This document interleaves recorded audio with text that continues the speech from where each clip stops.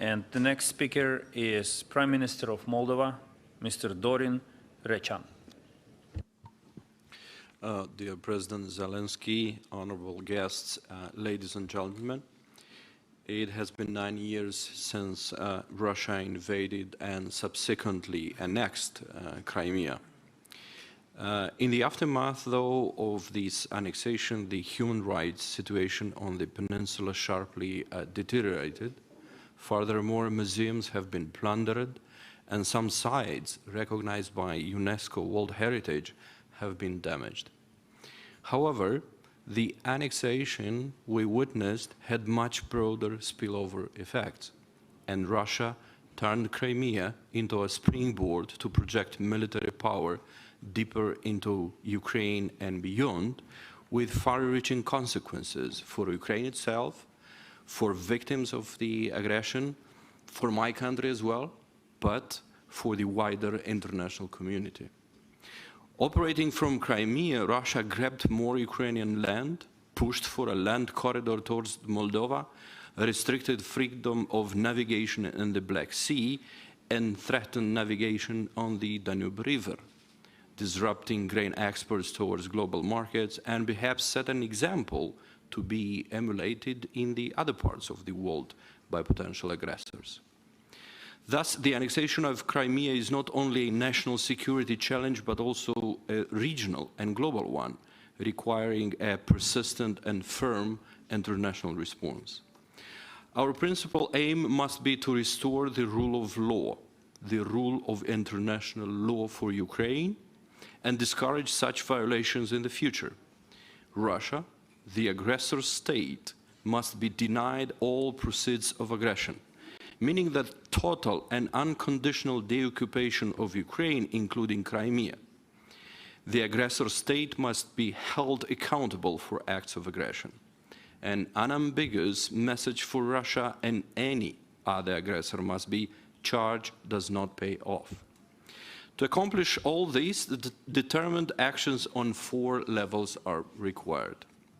First, the international community shall commit to providing Ukraine in the short and long term with all necessary means to exercise self-defense today, effectively, and in the future as well. As we are rapidly approaching the cold season, Ukraine needs additional supplies of air defense systems. Russia's criminal intent to leave Ukrainians in the cold, darkness, and without water this winter must fail. Second, the international community must double efforts to weaken Russia's industrial and financial prowess to wage war from now on. To this end, sanctions need to be tightened, and more actions must be directed toward preventing sanction evasions. The third point is that international community must act to ensure the accountability of the aggressor.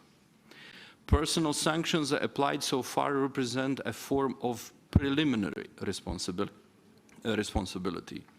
The work on gathering irrefutable evidence of war crimes must accelerate.